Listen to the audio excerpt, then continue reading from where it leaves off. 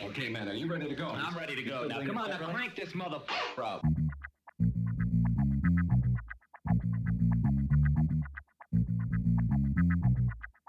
Break it down like this.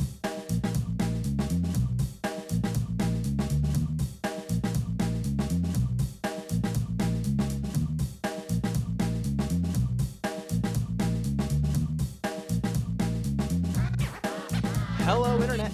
Gino D'Appolino Greco here again with another episode of Deep Listens.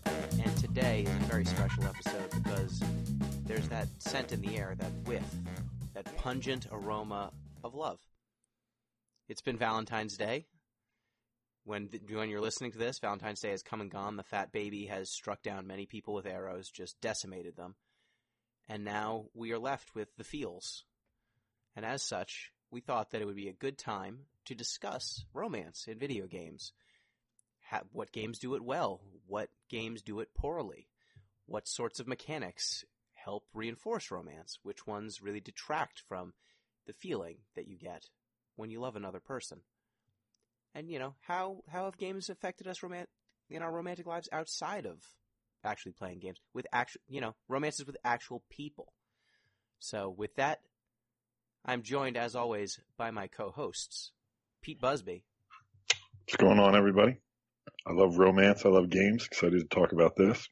I have a Valentine's Day fun fact for you guys. Oh, thank goodness. This time around. Mm-hmm. So I don't think I've used this one before. I don't think we've ever done a Valentine's podcast before. Have I ever talked to you guys about the origins of the heart symbol? No. No. Okay. So you see it doesn't look anything like a heart, right? Like anatomically? So one of the theories about where it comes from is that it's the same shape as an ancient Roman contraceptive seed called silphium. So the Romans used this, like I said, as a contraceptive. So the idea is it became the heart symbol due to its association with, sexuality, fertility, things like that. Actually, we don't know the exact identity of the seed, but we have some suspicions. But apparently it went extinct, mostly because the Romans were doing so much boning that they just farmed it into extinction. They just used too much of it. So that's the theory of where the heart symbol comes. Another sort of slightly simpler one is that it's supposed to look like a butt. I don't like that one as much, but, to each his own. That's awesome. So the Romans figured out some cool contraceptive, and they were like, uh-oh, we can't help ourselves, and now it's gone? Pretty much. I don't know its effectiveness. Like I said, we don't know exactly what the seed was, but that's what they used. What if it was 100% effective with 0 side effects?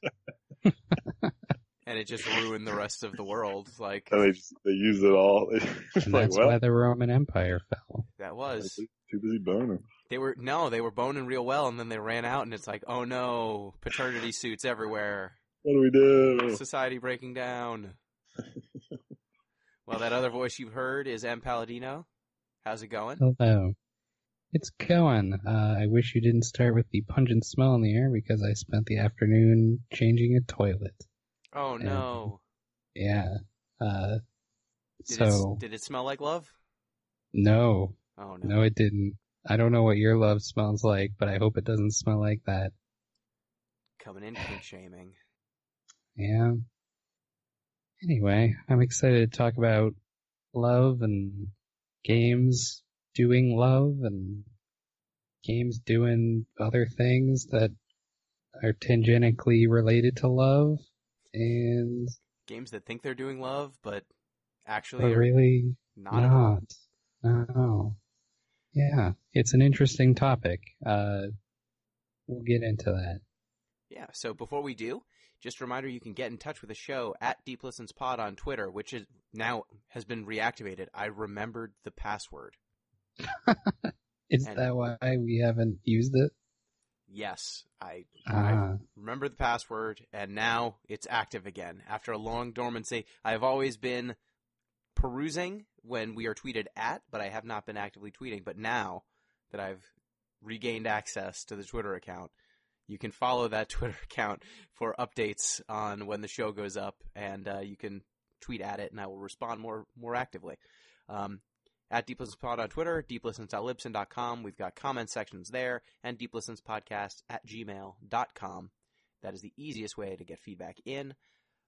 My understanding is we have no feedback directly. However, we do have some stuff on Patreon that I believe you will get into on the Discord report. But if you want to get on the Discord, you can do so. Patreon.com/deeplistens. You can support the show. That's what helps us keep up with the costs of acquiring these games and of hosting the podcast. So thank you so much, everyone who has participated. And with that in mind, actually, there's in case you were wondering what we do sometimes with the Patreon stuff, if you're listening to the show, you should have heard a new intro. Thanks to Too Mellow, guest on the show, 3-time guest on the show, 2 times, I believe, as a participant in a game discussion, 2 horror games, and 1 time as an interviewee. We managed to, thanks to the Patreon contributions, license a new song, Diggin' It Baby, off of the album Tokyo 2, or Tokyo To, and that is going to be the new intro and outro music for the show. So look forward to that. I think that it is a very nice song. I honestly listened to that whole album a whole lot, so being in a position to actually get one of the songs on this podcast has been a goal of mine for the entirety of this podcast run. So we got there, and it's thanks to you, the patrons. And just for fun, here's that clip again. Okay, man, are you ready to go? I'm ready to go. Now, come on, now crank this up.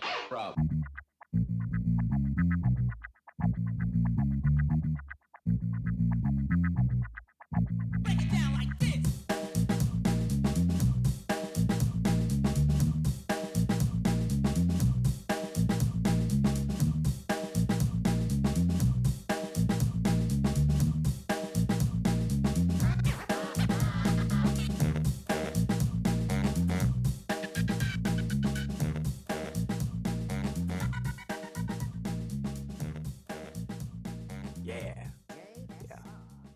That's what music should sound like.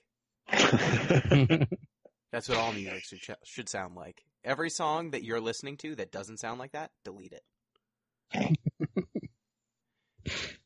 So, M, speaking of the Discord, what do we have on the Discord report? The Discord report.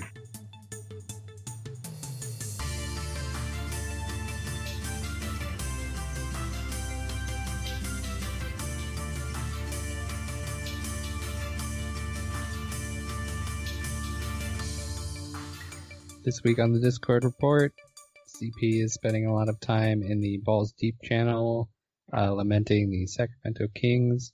You can see that now. I have that channel muted for obvious reasons. Good call. I'm going to institute a blanket ban on Nekopara, because ZP keeps bringing it up, and it's cursed content. It is very cursed. It is so cursed. I have not played it, and I know it's cursed. We got some suggestions for other off-week podcasts that might be coming soon. There's talk of if we want to do another D&D episode or board gaming episode or something to that effect. And then we settled on this. Yeah, that is definitely on the short list, board gaming, because I know, Pete, you are a board gamer. I am. I have a gaming group that I try to meet with as much as possible. Yeah, and I partake, and M, you probably play more board games than either of us. I mostly play D&D. I've got tons of D&D games, other RPGs, so I don't so much board game anymore now that I'm not working at a store that sells them. Yeah, funny how that changes. Yeah, but I like to RPG. Yeah, so. You RPG on another podcast as well, correct? I do, yeah. Yeah, I was repping that. I don't know if it's like, can I do a little spot? Yeah, you can. Yeah, sure. Yes. Cool. I have been doing social media and general podcast producing for oldmagicgaming.com. They recently came out with their newest show, Days of Dread, which is a actual play set in Ravenloft. It's really not safe for work. Yeah. As you will find out in the first minute or so of the audio. and but it's a ton of fun. The characters are really weird and goofy and not your usual protagonists. I do not play on that show. I play on the other one, Crown of Queens, which is getting a new episode tonight, actually, which I'll be working on after this. So there's a ton of good stuff going on over there. Look forward to a board gaming podcast from us at some point.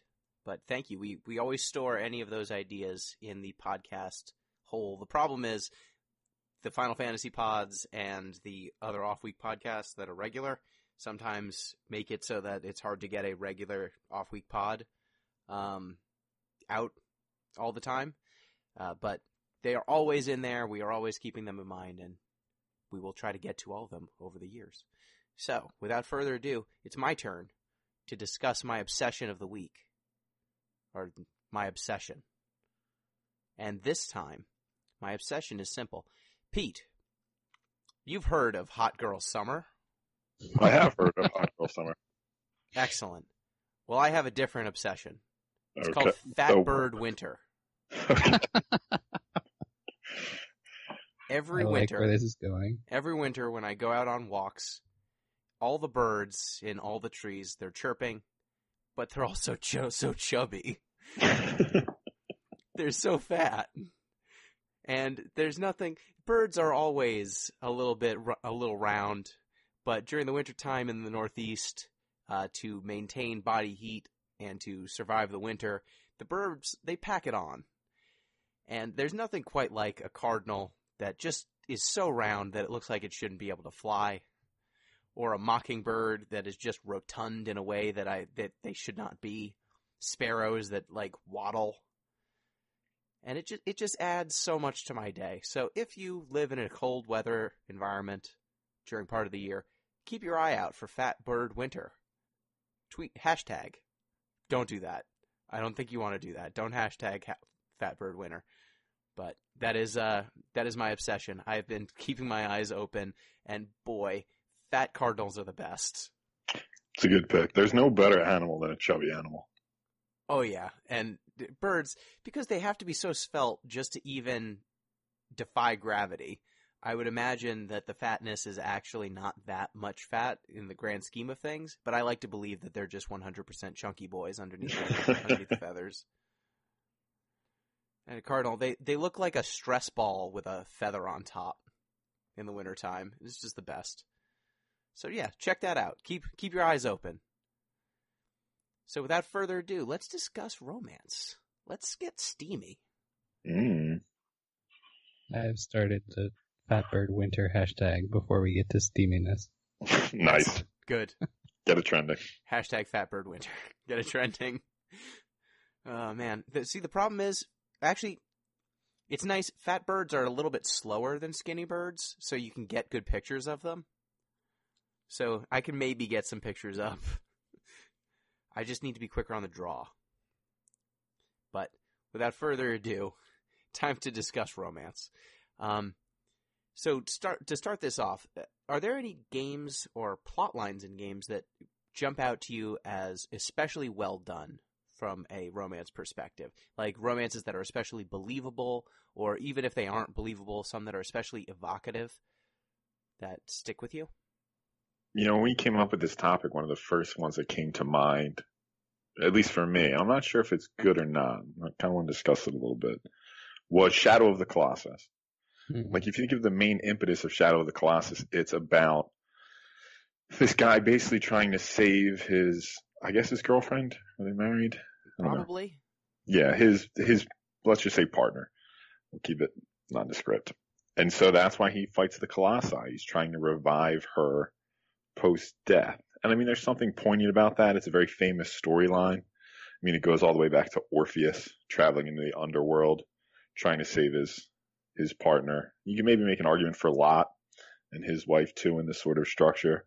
But I do think there's something a little bit, I don't know, unsavory about it insofar as like it completely abstracts the woman in this case from the relationship.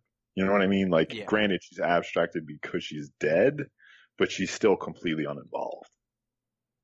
Yeah. I think removing one of the two members of the relationship from all characterization makes it a little bit tough, but the grandiosity of the sacrifice and of the love that you imagine must be there to drive someone to do this, I think is evocative nonetheless. Yeah, I guess Hellblade: Senua's Sacrifice is kind of a reversed version of this. Mm-hmm. Yeah, I forgot about that one, to be honest. Quick rehash for us, Gino. Yeah, so Hellblade: Senua's Sacrifice is kind of this story, but gender swapped in some ways. It's set in, I don't think you're in hell, right? You're on your way to hell. Yeah, you're not there yet, I don't think. Yeah, Senua's a Viking, and she's trying to revive her lover, who basically kept her both happy and mentally stable, and she's kind of dealing with the throes of some sort of non-neurotypical situation going on, and also dealing with kind of the ghosts of her past. And as she kind of descends down and defeats many of the kind of Norse gods to try and gain the power to bring her lover back. Mm-hmm. So, Em, any romantic storylines that jump out to you as especially well done or have stuck with you? I had a hard time picking ones that I actually like because, as we will find out later, when we get to the mechanical aspect of romance in games, it's pretty fraught with icky stuff. Yes. Yeah, we'll get into that when we get there. But the ones that stuck with me, Dragon Age 2, I think, did a really good job of well, that was one of the first games that I played that was open to, no matter what player character you had, you could romance any of your party members. So I found that progressive for when I was playing it, which is probably over 10, 15 years ago now. Yeah. I don't remember when it came out, but it's been a bit. Let's see. Yeah, I actually had on the one hand, I enjoyed that you could romance all the characters regardless of who you chose your character to be. On the other hand, it felt like it made each of your companion characters' sexualities basically purely reflective of what the player character wanted them to be. Mm-hmm. And I felt like that stripped away part of their characterization. Because yeah, that's fair. The idea that every character is bi as long as you want them to be, and if you don't try to romance them, they have no or very little sexuality at all, just felt really geared towards the player. And I think we'll probably discuss this more when we talk about systematizing romance. Yeah.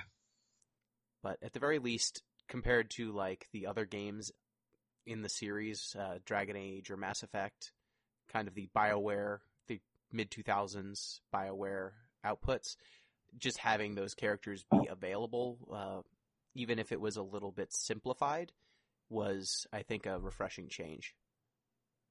Mm-hmm. Yeah. Can I bring up another terrible one? Sure. So for whatever reason, I found myself reading the synopsis a few days ago. It's been a long time I even thought about this game, but Dante's Inferno? Oh, yeah. Oh, man. Oh, yeah. The whole plot of the game, really, is you're this probably insane crusader who has to fight his way into hell to save his fiancée who was murdered and went to hell, and then the devil tries to turn her into a succubus. And it's just it's a very sort of haphazardly made, not very well executed damsel in distress narrative. Oh, like Dante's Inferno.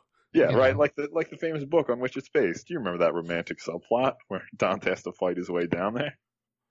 Oh yeah, the famous crusader Dante.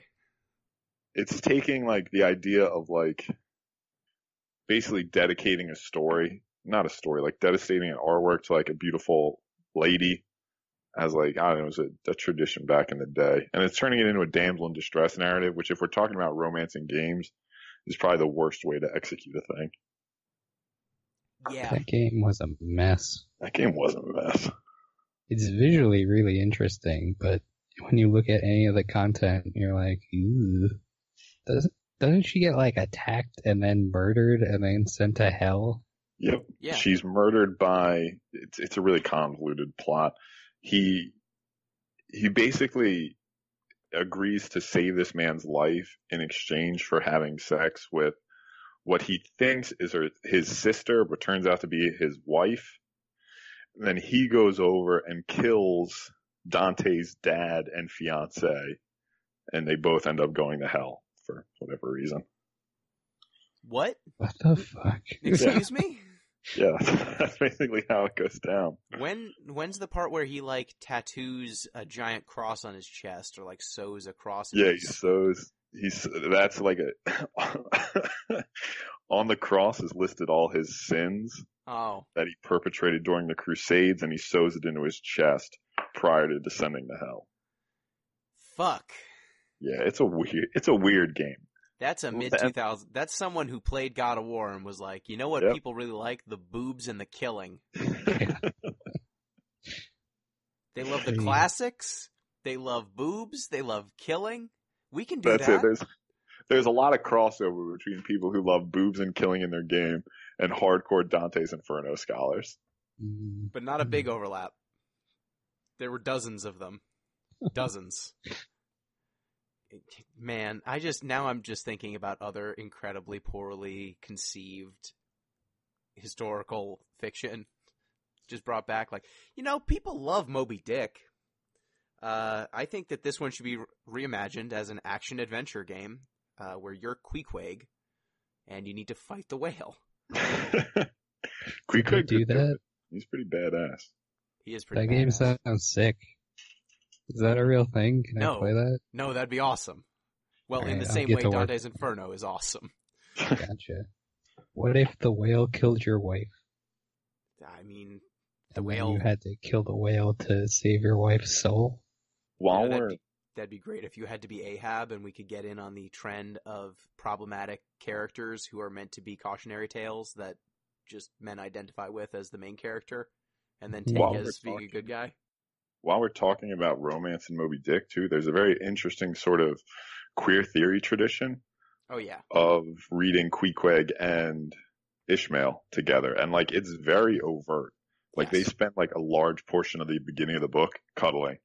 And Ishmael calls Queequeg his wife at one point. Yep. It's a pretty overt relationship when you read it back. Yeah, it's not subtext, it's text. It's out there. The chapter, The Squeeze of the Hand, is pretty overt. Good for them. Yeah, if you read enough about all of the sailors squeezing sperm, it's not, and how it makes them happy and full of joy. They're talking about sperm whale. I think there's a part, too, where they make raincoats out of whale foreskin.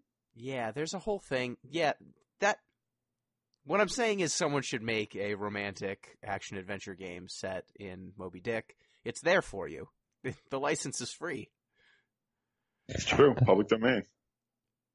So, a game that I think was especially good about romance, despite being over the top and melodramatic, I have to say it's my brand.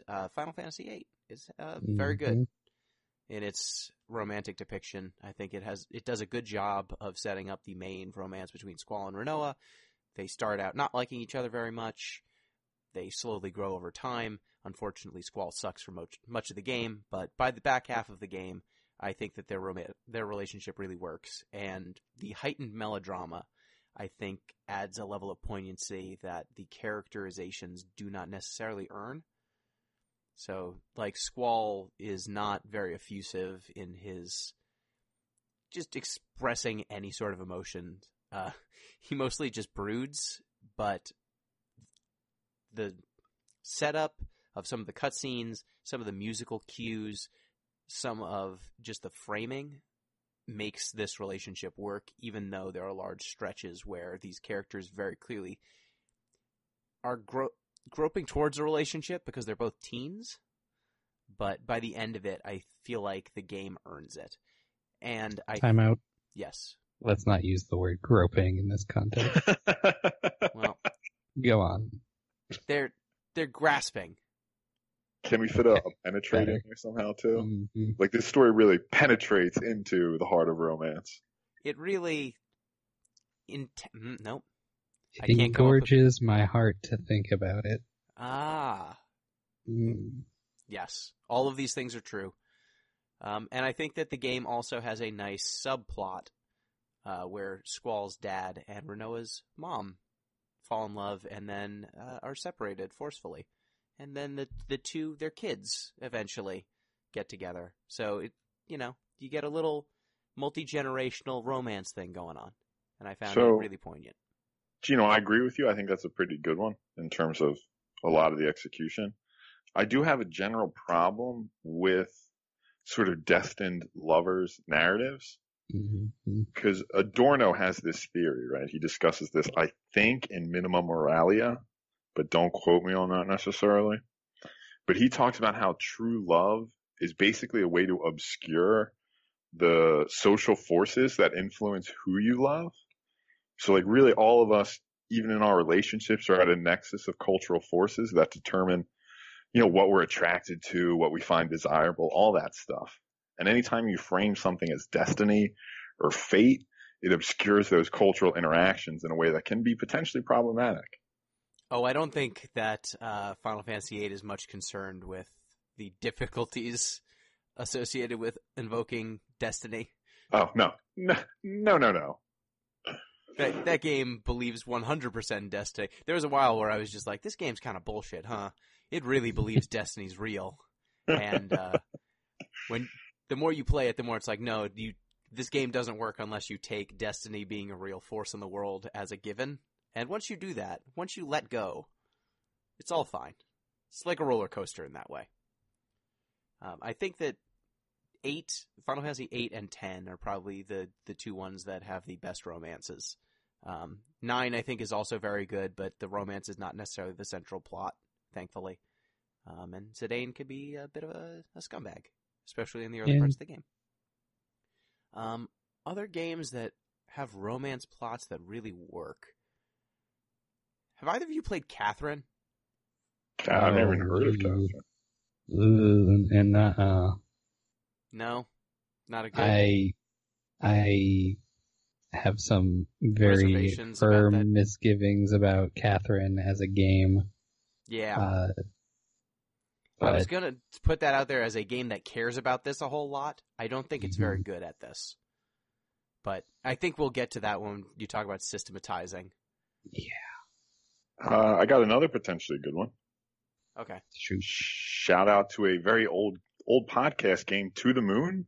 Yeah, that one's actually excellent. My bad. Yeah, so To the Moon's all about basically memories and this guy sort of dealing with basically memory breakdowns and how it affects his relationship with his wife, who I don't know if they say it explicitly, but is very sort of coded as having Asperger's. Yeah, that's explicit. Yeah, okay. And it's all about how just sort of they navigate it amongst these, basically sort of like what happens to your romance when other parts of your psyche, other parts of your mind break down. It's very poignant. I remember it being sad but sort of heartwarming at the same time. Like in terms of a realistic, video game realistic, and still, I don't know, interesting or worthwhile romance, I think that one really works. Yeah, that one, just having a relationship where it's this old man who's on his deathbed, and the setup is that there's two doctors who are trying to, via this dream machine basically, allow this man to experience whatever his dreams were. Because his brain he is going to die soon. So this machine it is lethal. It's fatal to use it.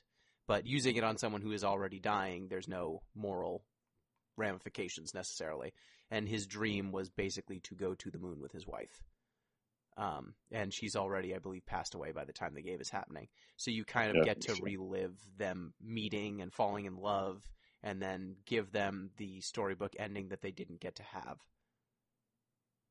Which is just beautiful. That game is so, oh man. I forgot about that one. Yeah, that's a deep cut for us, but that was a good one. Yeah, I forgot about Dre. Damn. Never forget about Dre. I have another one. Go for it. This one comes up a lot. Gone Home. Yes. I feel That's like, another one played, isn't it? yeah, I think we probably. played it. It's very popular. We've definitely talked about it.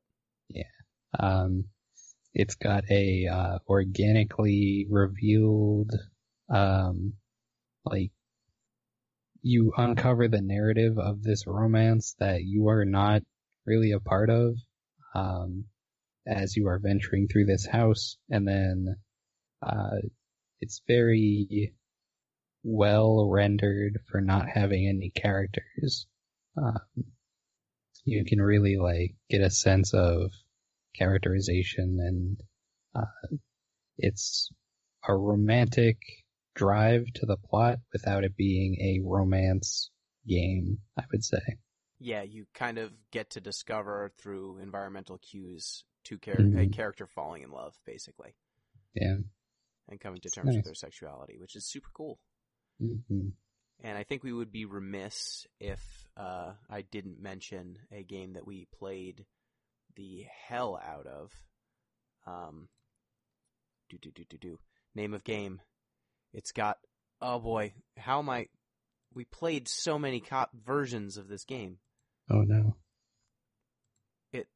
Final Fantasy VIII. Nope, it's a Square Enix game, though. It's Kingdom Hearts? not Kingdom Hearts, nope. Oh boy. It's got... Oh, Life is Strange. Life is Strange, that's it. Oof. My brain. We got there eventually. We got there. Yeah, Life is Strange. I'd be remiss. The Chloe relationship, the canonical relationship, the one true relationship in Life is Strange. I think that really worked. I mean, I think it's a good relationship. I just always struggle with teen relationships in general. Yeah. Because, like, you watch it and you're like, these people make terrible decisions. Why are they like this? And then you're like, oh, right. They're teens. They're teens. They're shit at living. They're still figuring it out. Even if it's a teen relationship and everything's super heightened and dramatic, I find that many of the plot lines that I identify the most with are these kind of heightened, almost pulpy relationships, because they work in the way that a heightened melodrama works, you know? You only have to hit the broad strokes. If you make the feelings big enough, they'll resonate with you even if they're not particularly nuanced. And I find that it's almost like junk food for the soul, you know? Like a rom-com. I do love rom-coms. I just watched When Harry Met Sally yesterday. I've been waiting to watch the sequel to All the Boys I've Loved Before. Yep, I was debating. We were going to watch that, but I watched Parasite, and that unsettled me. Movie. Very good movie. Yeah, it was very good, but I was very anxious after watching it, and I was like, I can't sit down for To All the Boys I've Loved Before 2. Yeah, that'd be a weird jump. Yeah. Yeah, so instead I just watched Schitt's Creek for like an hour, and then the following day watched Good series too. Sally. Yeah, so with that kind of discussed, are there any games that we've mentioned a couple that were especially terrible? Are there any you would like to throw shade at? Yes, please. Go for it. First on the list, we gotta talk about Skyrim, how it handles relationships. It handles them? It sure has a thing called marriage in Skyrim. Huh. I don't know if you know this. You can marry your friends and your housecarls and various other... What's a housecarl? That's the person who sits in your house. And it's a Carl who sits in your house. Yeah. Name's Carl. I was going to ask, is Carl a name or a title? It's a title. Okay. It's a name. They all happen to be Carls. Yeah. One Carl for every house. It's a coincidence, but what can you do? Yeah, it's really weird. I don't know why they went that route.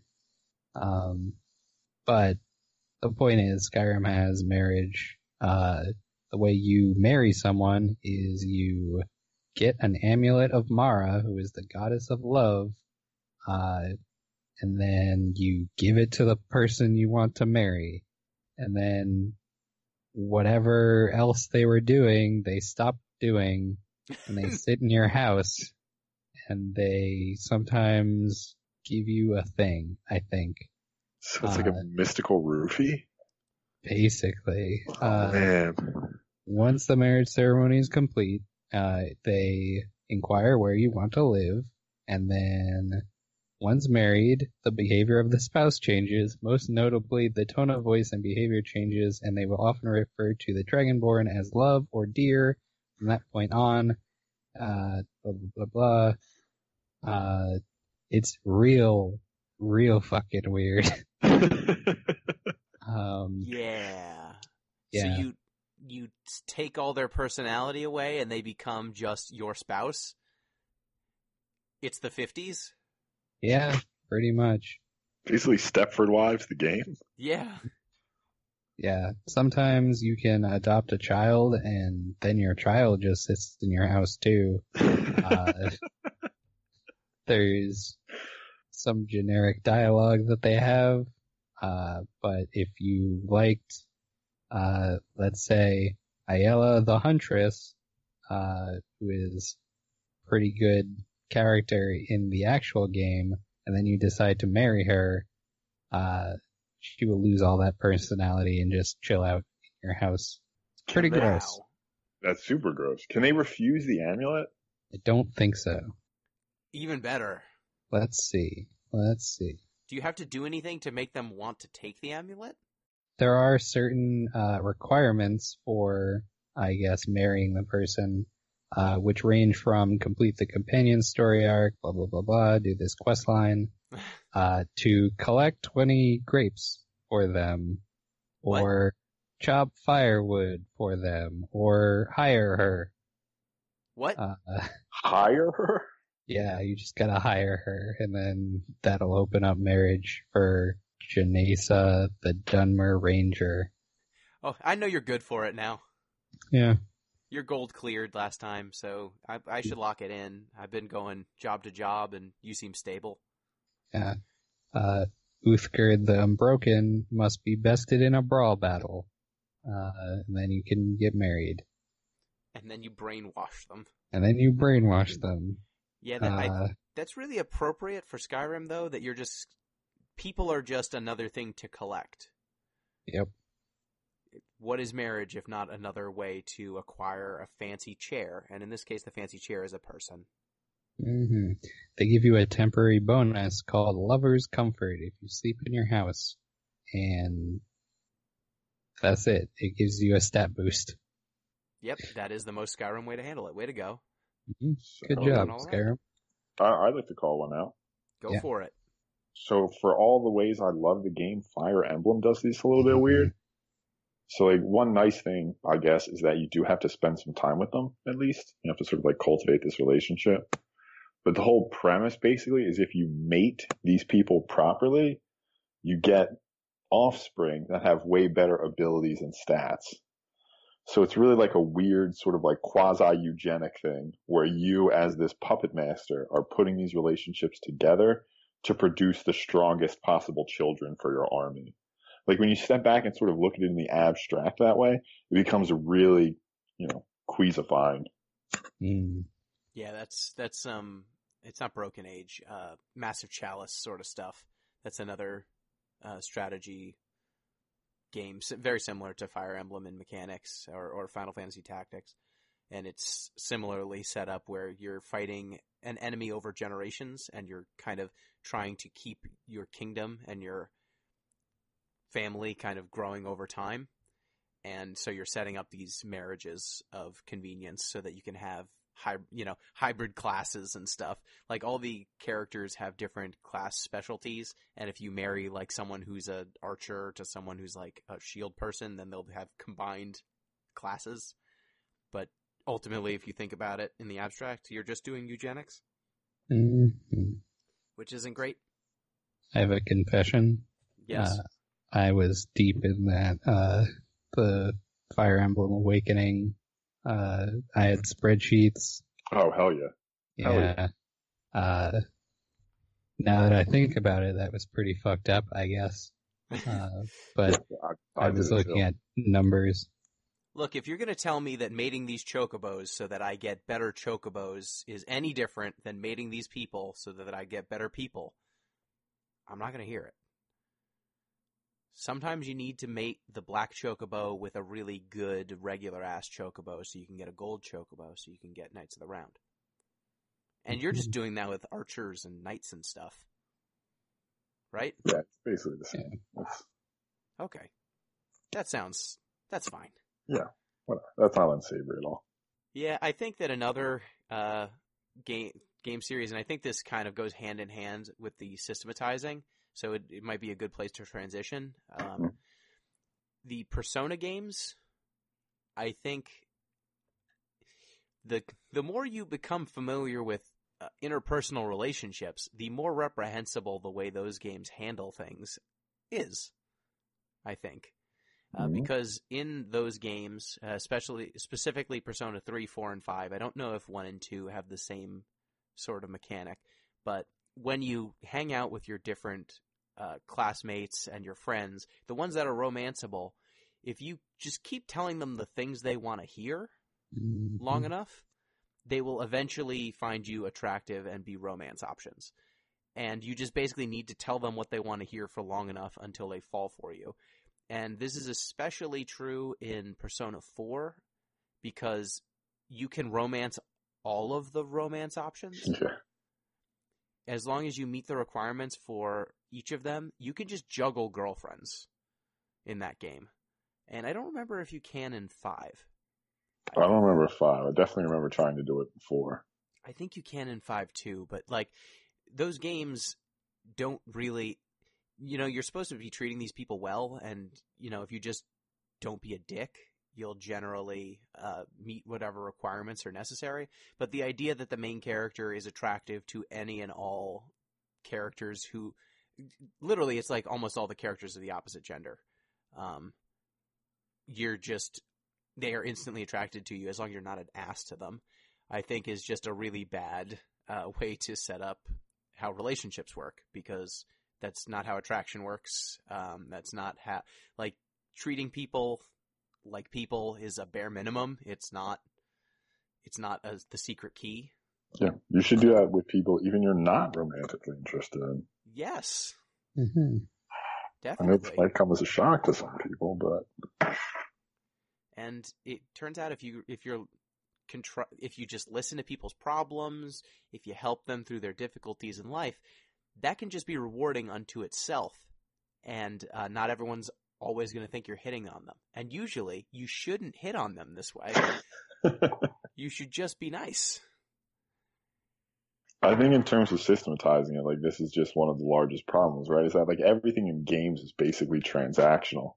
You never do anything, for the most part, you never do anything just to do it or out of the kindness of your heart. You do it because there's some sort of associated reward, which is really a problematic way to look at relationships, obviously. Yeah, it's very reductive. Mm-hmm. Yeah. I'm looking at the Persona 5 romance options. Every single one is just hang out with X enough times, and then you'll be given the chance to start a relationship. There is no different, just hang out with this person, and then eventually they'll like you. I don't even want to touch upon the fucking, you can romance your teacher. There's some questionable stuff. Yeah, there are multiple grown-ass people you can romance in Personas 4 and 5, and if I learned anything from high school, it's that if you just hang out around a person you have a crush on long enough, that's not how that works. You don't just they don't suddenly think that you're really cool and should date you. Wouldn't it be great if, not even people you have a crush on, just, anybody you spend time with enough, you instantly just become pair bonded? There's just, a ticker that counts down. You're like, well, I guess we're, dating now. We got 20 dating points, and so now we're dating. And if we want to stop dating, we have to not hang out ever again. I'm just picturing all these, bros who spend all their time together, just suddenly turning to each other and be like, so I guess we're making out now, right? Yeah, It's time. Yeah, and I think that another thing that these specific games, especially the Persona 4 and 5, once you reach the level of dating, you don't have to hang out with that person ever again from a romance perspective. There's no upkeep. It's strictly accruing points until you're quote-unquote in a relationship. And once you're in a relationship, the games give you almost nothing to do beyond that. Mm-hmm. So I think each character who you could be in a relationship only has like 1 or 2 scenes of you in the relationship with them. And in most cases, you're beyond like the maximum friendship level that you can have. So it's purely just for fun that you would do this. There's no in-game reward, but there's a reward for getting them to date you. There's no reward for having a healthy relationship. And it's just an odd cutoff point, you know? Because the actual work of a relationship is in the upkeep and in being there for someone long term. That's really the hardest part. Yes. And so I think setting up a game where getting a girlfriend, getting kissed, or, you know, being with someone is the end goal and not maintaining a healthy relationship. It's just an odd way to frame things. Em, I know you've given a lot of thought to systematizing relationships. What do you have? Yeah, here's the thing. The way that games work is basically we just add numbers together, and then when a number reaches something like a certain threshold, the game does something. So most relationships in games just follow that same trajectory, where if you put in enough love tokens, I'm looking at, for example, Stardew Valley, which the dating aspect is like, if you give a villager enough stuff, their hearts will go up. And then when you reach 8 hearts, you can go on a date, and then you can propose to them when you reach 10 hearts. And so there's always a number attached to it. Whether or not that's visible or not is up to the game, but that's just how you systematize anything in games. Like, it's the same. Yeah, it's the same thing as having an inventory, except it's your relationship. Dragon Age has little bars that show you, like, this person really hates you to this person is in love with you. The 2 poles. Yeah, exactly. There's no middle ground or anything. There's no, you know, it's not an axis. Yeah, there's attraction and there's hatred. These are the 2 things that you can feel towards someone. There's no platonic friendship that's better, that's really good, and in some ways better than a romantic relationship. That doesn't exist. Setting aside the pole things, I do wonder, though, if we knew more about, like, the neurochemistry of love or attraction or all those things, if this idea of sort of, like, the measurement of love that games do wouldn't seem so foreign. Like, if we knew exactly what sort of, like, neuro-actionable factors went into you loving somebody, do you think we just operate on this same premise and we just don't know about it? I don't know. Did my make sense? I'll start there. I mean, your point makes sense. Okay. I just wonder, I just think that having one pool of points is not the way that it works. I think that the system would have to be significantly more nuanced. And that's why whenever I see a system like this, I always think, yeah, but what if they're just not attracted to you? Yeah. Like, there's no amount of points that's going to make this work because they don't find you attractive. Maybe your personalities don't work. Maybe your look isn't what they are attracted to. Maybe they, you know, are not attracted to your gender. Like, maybe there's different elements and axes of attraction here that games usually just ignore. They just assume that the player character must be attractive to all of the romanceable characters.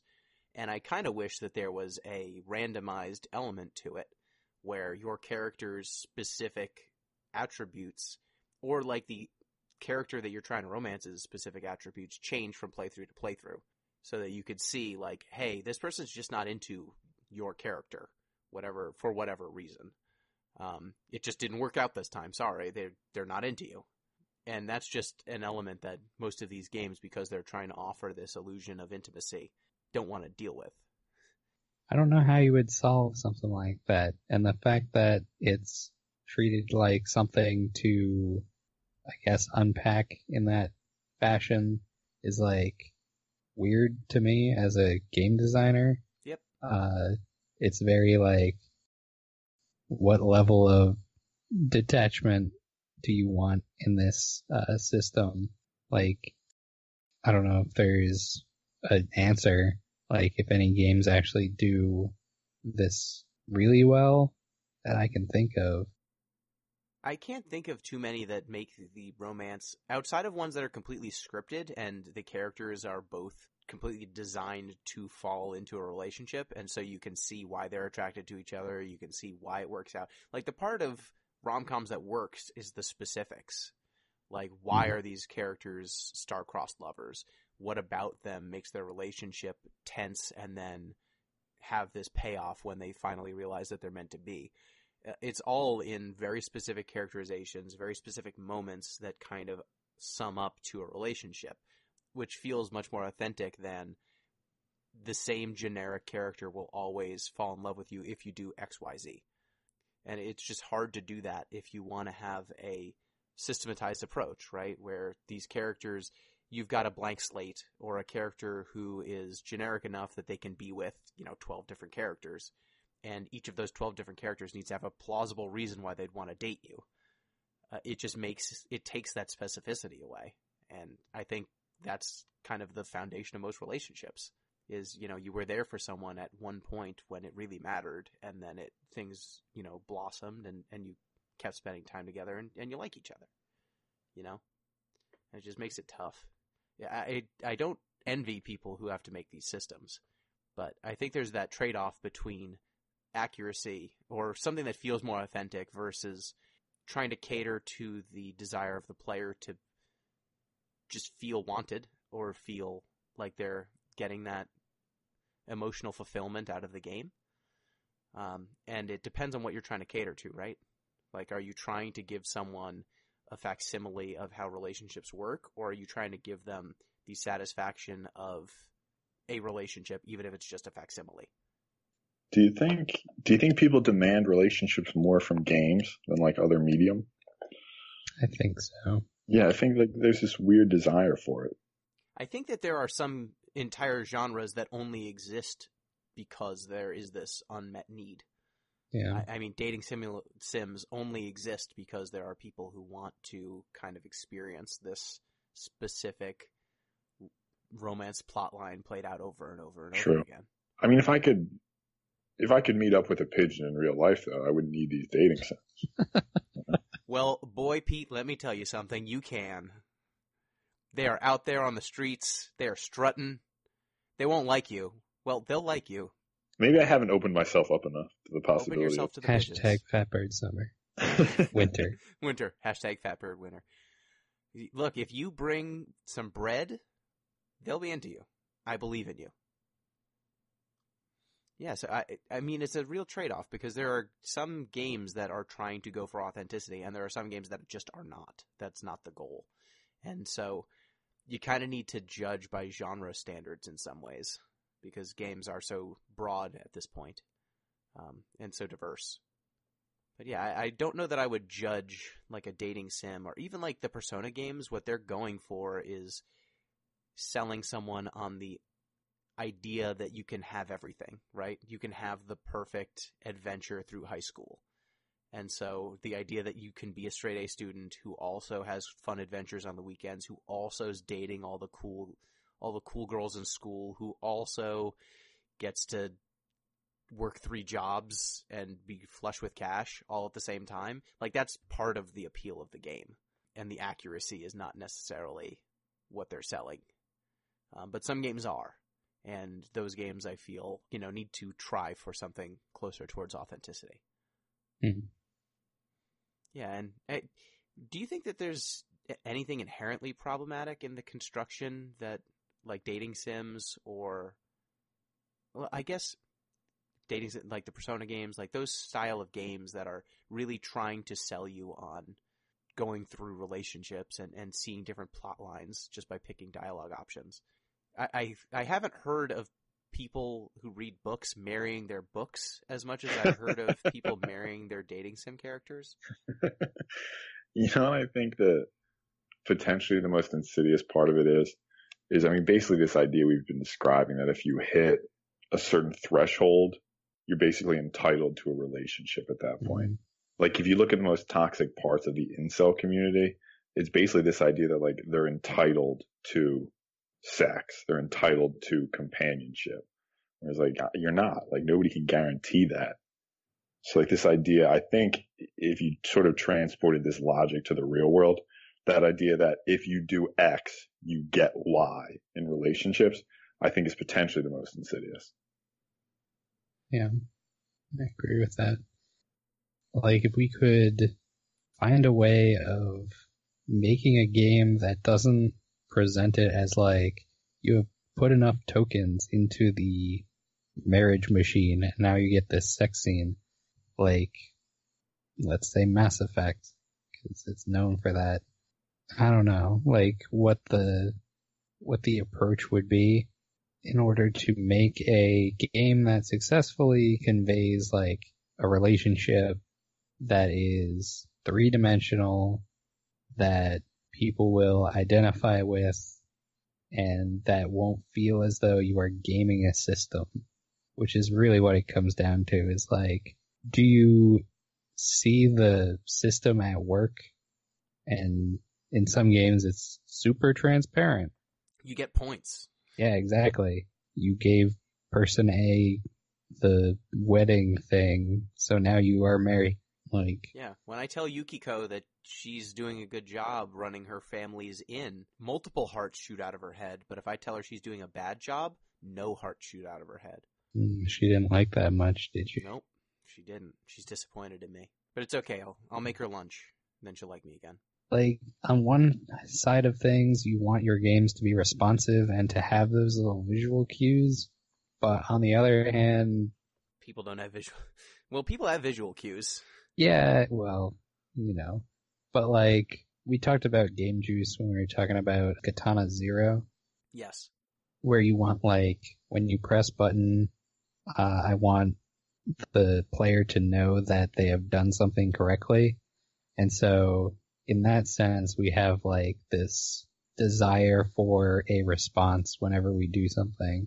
But in the real world, like you're not going to get a cookie every time you be nice to someone, and there's no for yourself. Like, you know, you're a special case. I wish I had your setup where I got a cookie every time I was nice. I was like, wow, I told that person they did a good job today. I deserve a cookie. At least they're self-administered. Like if random strangers were handing Gino a cookie all the time, I'd be livid.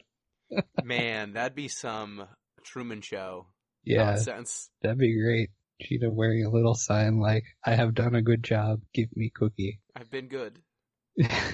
I forgot what I was fucking talking about. I ruined it. Point is, it was about game juice. Game juice. Game juice. With relationship mechanics. Yeah.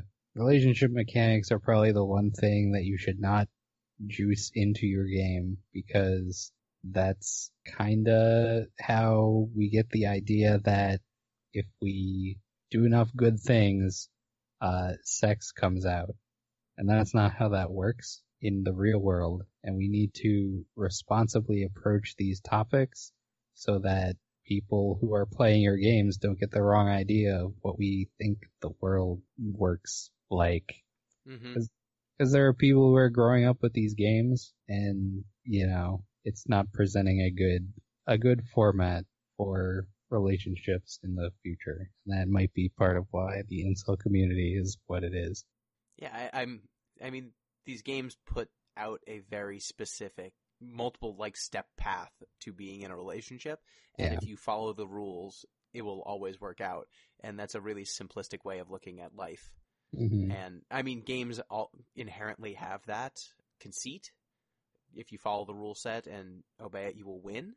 But I think that the more you're trying to depict a real world situation, the more you have a responsibility to kind of look at how you're depicting that situation. Because some people will take the rules you have invented as truth occasionally. And I don't know how much responsibility developers have to that person who's going to read your rules on dating that come out of your JRPG, but I think it's non-zero.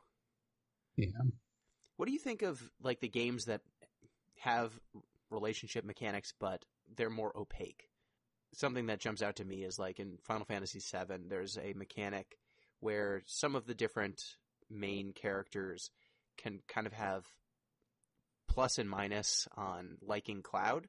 And the only thing that ever comes out of it really is one scene in the Gold Saucer.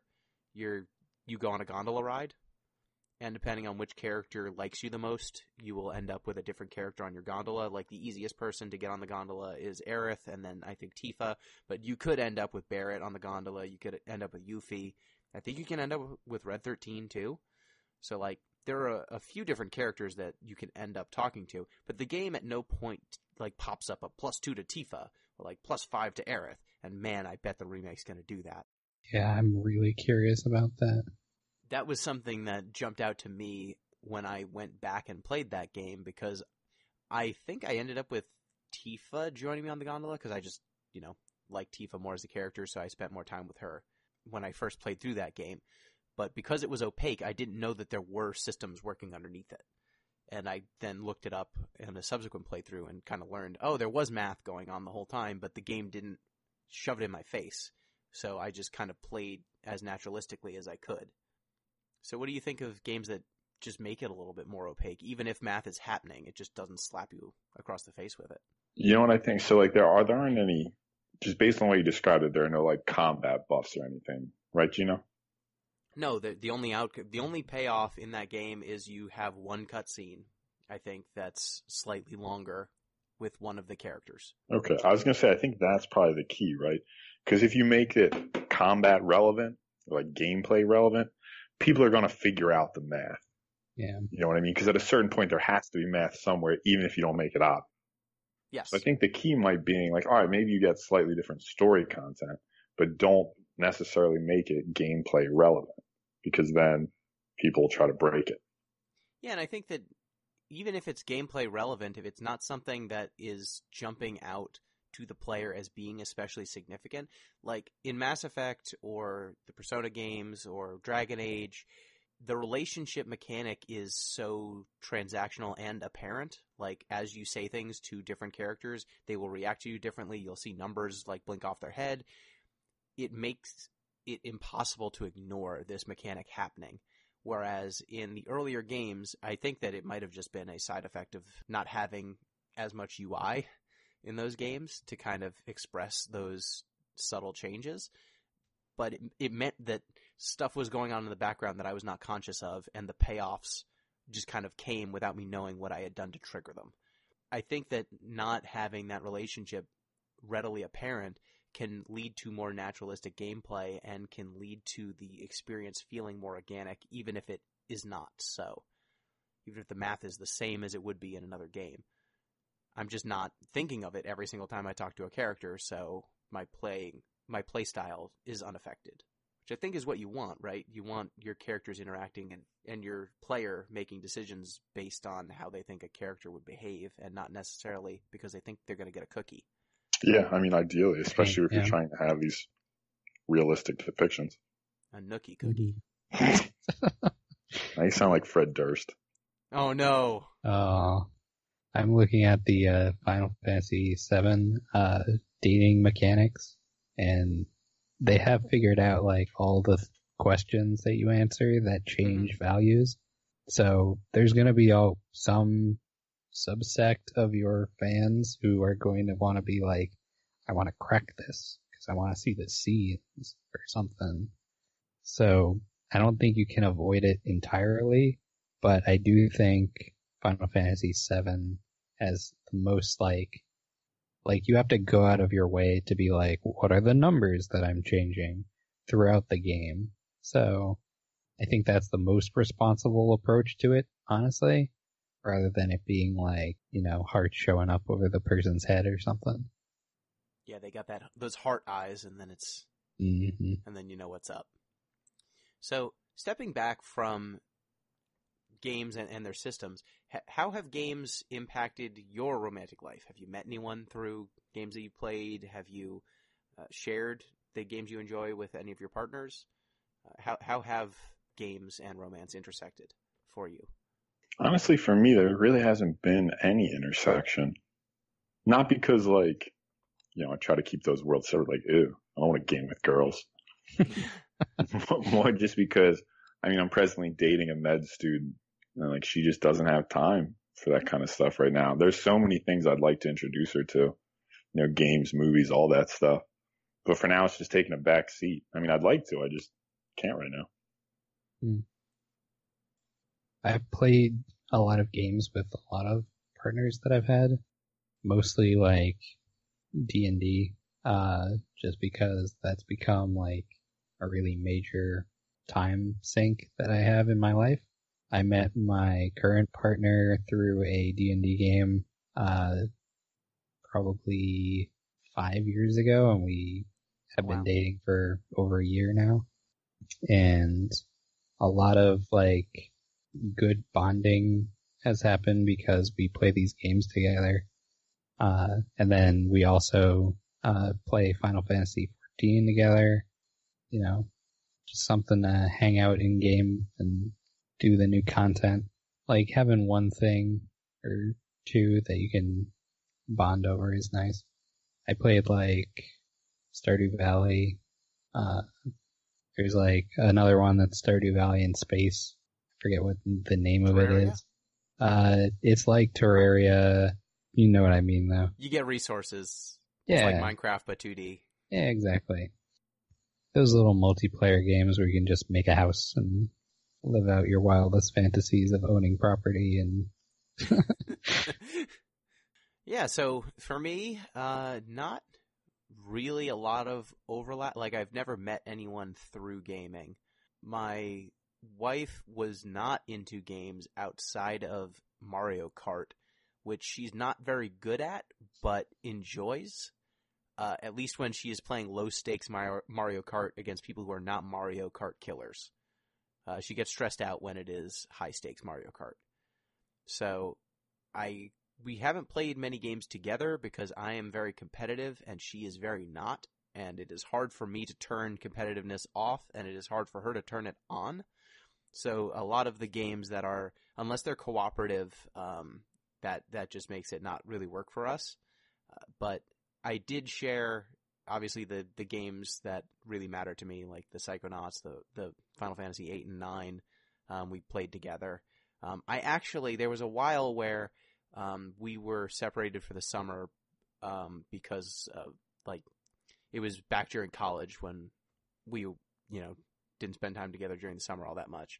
And she didn't have that much to do, so I gave her my PS2 and a copy of Final Fantasy X. And I tried to see if she would enjoy playing that, with me Skyping in and helping out. And that was fun for a little bit. She didn't end up playing too much of it, but that was the closest I got to her playing one of the games that I enjoy without me just kind of playing it for her and her watching. But I think we have an understanding now, we share these experiences, but they are not the foundation of our relationship, which if you had told me that would be the case, 10 years ago, I wouldn't have believed you. I don't think I would have assumed that I would be able to get along with someone who wasn't all in on these games. And it turns out that I totally can. And actually, it's quite nice to have a little bit of space that draws me out of these same hobbies that I would otherwise be indulging in. But yeah, I think that having something to share, be it games, be it books, be it anything, with another person adds something to the experience that you had with whatever that property was in the first place. Getting to teach it to someone else, getting to show it through your perspective and see how they react to it. It's always been something I've enjoyed. Did you find the name of this game? It was Starbound and also Terraria. Okay, so I was at least right that Terraria was in there. Yes, same concept. Yeah, so I think that's all I've got. Is there anything in the overlap between romance and games that y'all appreciate that we didn't talk about yet? No, we've done before where we've talked about sort of alternatives to just straight single pair bonding romance. And I think it still would be nice to see some more, friendships, other types of relationships that aren't just straight romance in games. But I think that'll come over time, Yeah, and even if it's not systematized, I think that there are plenty of games that have those sorts of plots baked in, even if they're not foregrounded in the way that the romantic plots are. Well, in that case, M, unless you have anything else? Do we ever play Dream Daddy on this show? We have not played Dream Daddy. No. We should play Dream Daddy We some should. point, because that does a interesting take on romance as a mechanic. There is a point where you get into a contest with another dad to see who loves their daughter more, and it's like a little Pokemon mini game. It's a bragging contest. Yeah, you're a dad who dates dad. It's a dad dating simulator. Yeah, Both because you're a dad who's dating, but also you only date dads. very good. One of these days, when we don't have Kentucky Route Zero to finish, work on that. I would be remiss if I didn't mention Butterfly Soup again. Yeah, I was also thinking about bringing that one up. Yeah, but we went over all that during our show, which you Totally. should go back and listen to. But You haven't. that game's good. That game's good as hell. It's free. Pay Is what it you free? want. You pay what you want. Oh wow, even better. There's no reason not to. Pay as much as you can, but also, if you can't, you can play it still. Hmm. Well, with that, I think that's it for St. Valentine's Day. So, if you want to get in touch with the show, you can do so at Deep Listens Pod. Send in your stories of gaming romance. Send us your relationship advice question. Nope, don't do that. That's probably not a good decision. But you can send in your stories at Deep Listens Pod on Twitter, deeplistens.libsyn.com. We've got our comment sections, and deeplistenspodcast@gmail.com. And if you want to support the show, you can do so at patreon.com/deeplistens. So thank you once again, Pete. Yep. Happy Valentine's Day, everybody. Hope everybody's is pretty good. Remember, everyone deserves love, but no one is entitled to it. Yes, thank you, M. Couldn't have said it better than myself. Happy Valentine's Day. We love you. Yes. We've never said that before. But now it's been a long time, and we feel the words are appropriate now. They fit in my mouth. Mm-hmm. It's a big step. Thank you, listeners. And we also had a recent wedding in the Discord. Jeff recently was married. Congrats. Friend of the show. So congratulations on this Valentine's Day episode once again. And thank you once again to Too Mellow for digging it, baby. Here we go. Thanks, listeners. Peace.